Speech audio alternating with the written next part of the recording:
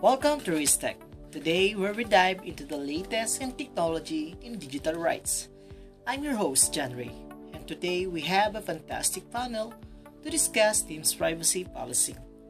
Joining me are fellow gamers, Christopher, Mark, Eric, and Cedric. Let's jump right into it.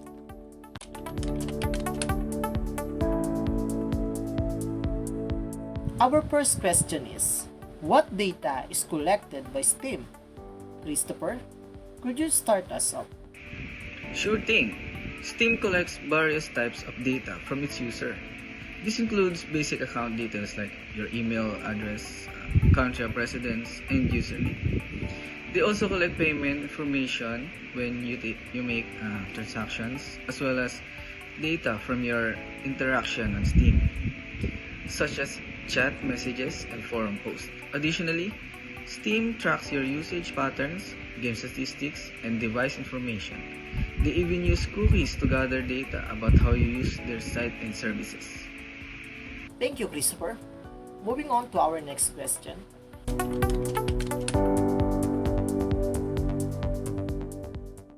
What can your data be used for? Mark, what's your take? Steam uses your data for several purposes.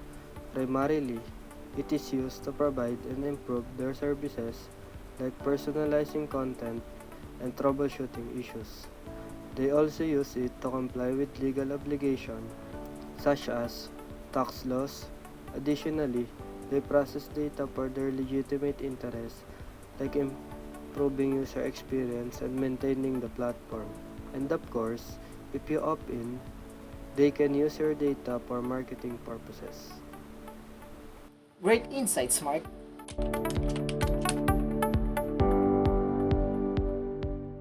Now, who do they share your data with? Eric, could you elaborate on this? Definitely.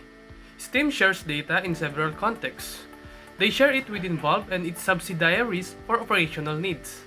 For example, if Valve undergoes a merger or acquisition, your data might be transferred to new owners. They also share data with third-party service providers who hold customer support or network services. Moreover, data might be shared with game developers and publishers through the Steamworks API, which provides them with game-related statistics. That brings us to our next question.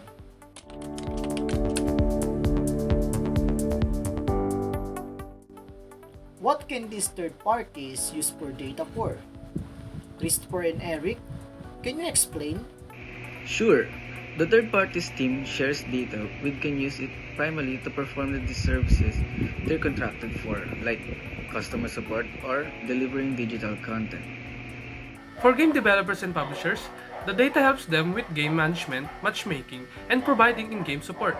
However, it's worth noting that these third parties are bound by agreements to use the data only for the specific purposes it was shared for. Thanks, Christopher and Eric.